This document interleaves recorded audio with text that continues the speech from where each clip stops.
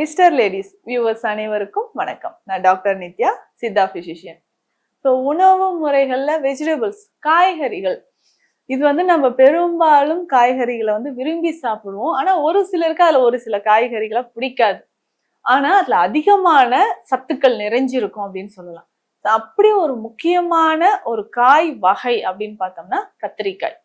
இந்த கத்திரிக்காய் நம்மளுடைய முக்கியமான நாட்டு காய்கள்ல ஒண்ணு. இதுல நிறைய ரகங்கள் இருக்கு. எல்லா கத்திரிக்காயும் நமக்கு சிறந்ததுன்னு சொல்லலாம். அதுலயும் ஊதா நிறத்துல லேசான வெண்மை கோடு இருக்கு பாத்தீங்களா, குண்டா இருக்கிற மாதிரி இருக்கும். ரொம்ப சத்து நிறைந்தது. அதே மாதிரி நல்ல ஒரு குண்டா நல்ல ஒரு கரு ஊதா கலர்ல இருக்கக்கூடிய கத்திரிக்காய். இப்போ கிராமப்புறங்கள்லாம் இன்னைக்குமே எல்லாருக்குமே பிடிச்சது அப்படின்னு பார்த்தோம்னா எண்ணெய் கத்திரிக்காய் அப்படின்னு ஒரு டிஷ் செய்வாங்க. அவ்வளவு டேஸ்டியா நம்ம விரும்பி சாப்பிடுவோம். அப்படி இந்த கத்திரிக்காய் அப்படின்னு சொல்ற ஒரு விஷயம் நம்ம உடலுக்கு பல நன்மைகளை கொடுக்குதுன்னு சொல்லலாம். இந்த கத்திரிக்காய் சாப்பிடுறதுனால என்ன நன்மைகள் இருக்கு, யாரெல்லாம் சாப்பிடலாம், யாரெல்லாம் அவாய்ட் பண்ணணும்? இப்ப கத்திரிக்காய் சாப்பிடும் பொழுது நமக்கு உடல்ல நிறைய நன்மைகள் கிடைக்குது. என்னெல்லாம் சாம்பார்ல கத்திரிக்காய் போட்டு செய்யறோம்னா, சாம்பார் சாப்பிட்டுட்டு அந்த கத்திரிக்காய் எடுத்து ஓரமா நம்ம வச்சிருவோம். பெரும்பாலும் அது எல்லாருமே ஒதுக்கக்கூடிய ஒரு காயாகத்தான் அது இருக்கு. அதனுடைய மருத்துவ குணங்கள் மிக அதிகம். அதிகமான இரும்பு சத்து இருக்கக்கூடிய ஒரு காய் வகை கத்திரிக்காய். அதே மாதிரி பார்த்தோம்னா நார் சத்து அதிகமா இருக்கக்கூடியது. இதுல அதிகமான கால்சியம் லெவல் இருக்கு. கால்சியம் லெவல் இருந்தாலே நமக்கு தெரியும் இது எலும்புகளுக்கு ரொம்ப நல்லது அப்படின்ட்டு. அந்த மாதிரிதான் இதுல அதிகமான கால்சியம் சத்துக்கள், இரும்பு சத்துக்கள் இருக்கு. அதே மாதிரி மெக்னீசியம், ஜிங்க், இந்த மாதிரி சத்துக்களும் கத்திரிக்காயில நிறைஞ்சிருக்கு. இதை நம்ம பயன்படுத்தும் பொழுது உடல் ஆரோக்கியமாக இருக்கிறது மட்டும் இல்லாம பல நோய்கள் வராமல் நமக்கு தடுக்குது. முக்கியமாக பெண்களுக்கு ஏற்படக்கூடிய அந்த மெனோபாஸ் டைம்ல ஏற்படக்கூடிய இடுப்பு வலி, அதுக்கப்புறம் ஏற்படக்கூடிய அந்த மெனோபாஸ் முடிஞ்சு பீரியட்ஸ் எல்லாம் நார்மலா ஆயிடுச்சுங்க அப்படின்னு சொல்ற சமயத்துல ஏற்படக்கூடிய சில பிரச்சனைகளை சரி செய்யறதுக்கும், கால்சியம் டிஃபிஷியன்சி இருக்கலாம், மூட் ஸ்விங் நிறைய பேருக்கு இருக்கலாம். அதை சரி செய்யறதுக்கு நமக்கு பயன்படுது. அதுக்கப்புறம் எலும்புகள், இதுல கால்சியம் நிறைய இருக்கு அப்படின்னு சொன்னேன். எலும்புகள் பலம் பெற கத்திரிக்காய் ரொம்ப அவசியமான ஒன்று. இதுல கால்சியம் சத்து நிறைந்து இருக்கிறதுனாலையும் ஃபைபர் கண்டென்ட் அதிகமா இருக்கிறதுனாலையும் நமக்கு இந்த கத்திரிக்காய் பயன்படுது.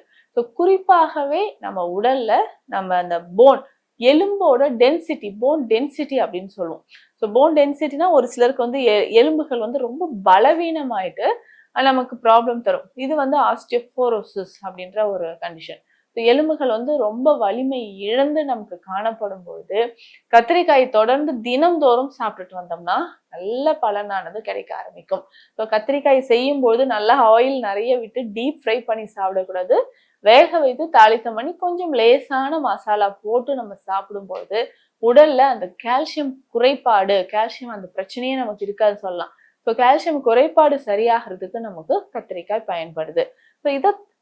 இதை தாண்டி நிறைய பேருக்கு இந்த பெருங்குடல் பகுதியில பிரச்சனை இருக்கும், மலச்சிக்கல்.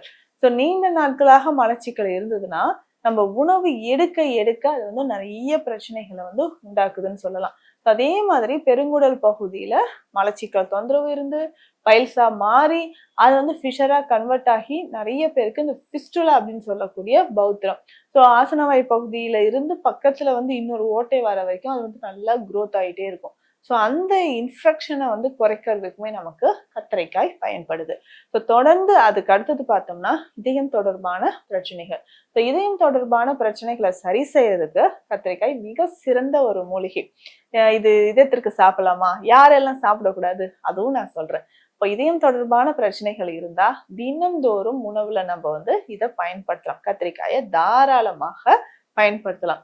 யார் சாப்பிடக்கூடாது அப்படின்னு நம்ம கேட்டோம்னா, அதிகமா சருமம் தொடர்பான பிரச்சனைகள், தோல் சம்பந்தப்பட்ட பிரச்சனைகள் இருக்கிறவங்க மட்டும் கத்திரிக்காயை அவாய்ட் பண்ணிக்கலாம். ஒரு சிலருக்கு அது சாப்பிட்ட உடனே அலர்ஜி ஃபார்ம் ஆகலாம், அர்டிகேரியா அப்படின்னு சொல்ற அலர்ஜி. கத்திரிக்காய் சாப்பிட்டா எல்லாருக்குமே வரும்னு கிடையாது. இல்ல அல்சர் இருக்கிறவங்க இதை அவாய்ட் பண்ணா நல்லது. ஆனா எந்த நோய் மூலியமாக திரும்பவும் இது ட்ரிகர் ஆச்சு அப்படின்னு நம்ம தெரியாம இருக்கக்கூடாது இல்லையா? அதனால இது கத்திரிக்காய் அவாய்ட் பண்ணீங்கன்னா கொஞ்சம் சீக்கிரமா நமக்கு இம்ப்ரூவ்மெண்ட் கிடைக்கும் அப்படின்னு சொல்லுவாங்க. இதை தாண்டி பார்த்தோம்னா நிறைய பேருக்கு இதயம் தொடர்பான பிரச்சனைகள் இருக்கும். சரியா, ஹார்ட் பீட் வந்து ஃபங்க்ஷன் ஆகலை அப்படின்னு சொன்னாங்கனாலும் நமக்கு இந்த கத்திரிக்காயை உணவுல சேர்த்து பயன்படுத்தலாம். ஸோ இதனோட சேர்த்து நம்ம வேறு என்ன சாப்பிட்டா கால்சியம், அயன் இது ரெண்டுமே நமக்கு அதிகரிக்கும் அப்படின்னு பார்த்தோம்னா பாவன நெல்லி. பாவன நெல்லி அப்படின்னு சொல்லக்கூடிய மருந்து ரொம்ப முக்கியமானது. என்னன்னா அனிமியான்னு சொல்லக்கூடிய ரத்த சோகை, அதுக்கப்புறம் எலும்புகள்ல வந்து வலிமையாக இருப்பதற்கு, ஸோ டைஜஷன் ப்ராப்பரா இருப்பதற்கு, இந்த மாதிரியான விஷயங்களுக்கு நமக்கு பயன்படுது. ஸோ தொடர்ந்து நம்ம இந்த கத்திரிக்காயோட சேர்த்து சில மருந்துகளும் இந்த மாதிரி சாப்பிட்டுட்டு வந்தோம்னா உடல்ல இருக்கக்கூடிய பல பிரச்சனைகள் குணமாக ஆரம்பிக்கும். ஸோ இதனோட சேர்த்து பிற மருந்துகள் அப்படின்னு சொல்ற ஒரு விஷயம் என்னன்னா, நம்ம உடல்ல இருக்கக்கூடிய கழிவுகளை வெளியேற்றக்கூடிய மாதிரி இருக்கணும். அதுதான் முக்கியமாக இந்த சீந்தில் அப்படின்ற மூலிகை நமக்கு பயன்படுது. குறைந்த அளவுக்கு இந்த சீந்தில் நம்ம பயன்படுத்தணும். ஸோ தண்ணீர்ல கலந்தோ வெந்நீர்ல கலந்தோ சீந்தில் பொடியை வந்து நம்ம பயன்படுத்தும் பொழுது, ஸோ இதனால ஏற்படக்கூடிய கத்திரிக்காயை வந்து நமக்கு ஒத்துக்குமா இல்லையான்னு பயந்தீங்கன்னா இந்த 2 மூலிகையுமே பக்கத்துல வச்சுட்டு மெடிசன்ஸை நம்ம ஸ்டார்ட் பண்ணிக்கலாம். ஸோ தோல் சம்பந்தப்பட்ட பிரச்சனைகள், இந்த மாதிரி யுட்ரஸ் சம்பந்தப்பட்ட பிரச்சனைகள், இது எல்லாத்துக்குமே பெஸ்ட் டயட் அப்படின்னு பார்த்தோம்னா நமக்கு கத்திரிக்காய் தான். இதை வந்து நம்ம ஃபாலோ பண்ணிக்கிறோம். ஸோ இதை தாண்டியும் சில மருந்துகள் இருக்கு. தலைமுடி அதிகமா உதிருதா, இல்ல நமக்கு வந்து லிவர் ரிலேட்டட் ப்ராப்ளம் இருக்கா, அது சரி செய்திருக்கும் சித்த மருந்துகளை ஃபாலோ பண்ணிட்டு வந்தா உடல் நலம் சீராக ஒரு ஆரோக்கியமாகவும் இருக்கும். ஸோ இந்த பதிவு உங்களுக்கு பயனுள்ளதா இருக்கும்னு நினைக்கிறேன். மீண்டும் அடுத்த பதிவில் சந்திக்கலாம். நன்றி.